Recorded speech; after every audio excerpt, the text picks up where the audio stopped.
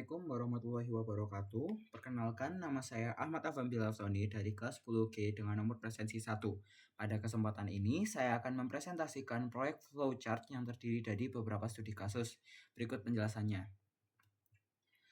Jadi saya mengambil 3 studi kasus dengan nomor 3, 4, dan 6. Nah, soal nomor 3, pada kasus ketiga ini saya membuat flowchart untuk sistem penilaian kelulusan siswa. Program ini digunakan untuk menentukan apakah seorang siswa dinyatakan lulus atau tidak berdasarkan 3 nilai mata pelajaran, yaitu matematika, IPA, dan bahasa Indonesia. Nah, ini alur programnya sederhana ya. Pengguna memasukkan ketiga nilai tersebut, kemudian sistem menghitung nilai rata-ratanya. Jika nilai rata-rata mencapai 75 atau lebih, maka hasil yang ditampilkan adalah lulus.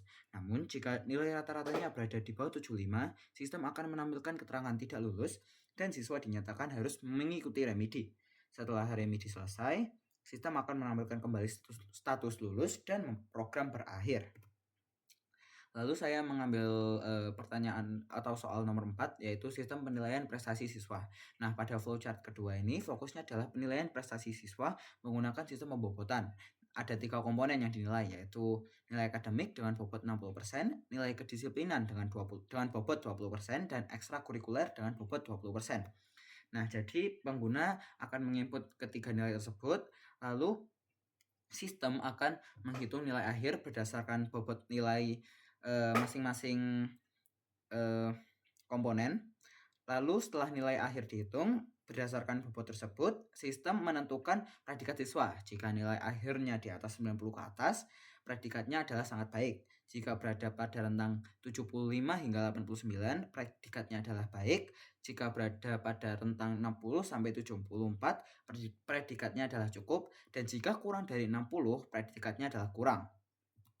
Lalu saya juga mengambil soal nomor 6, yaitu sistem denda perpustakaan digital.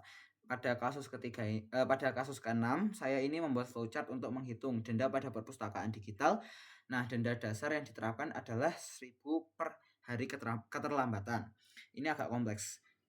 Jadi sistem ini juga memiliki aturan tambahan. Jika keterlambatannya lebih dari 7 hari, ada denda tetap sebesar 5.000.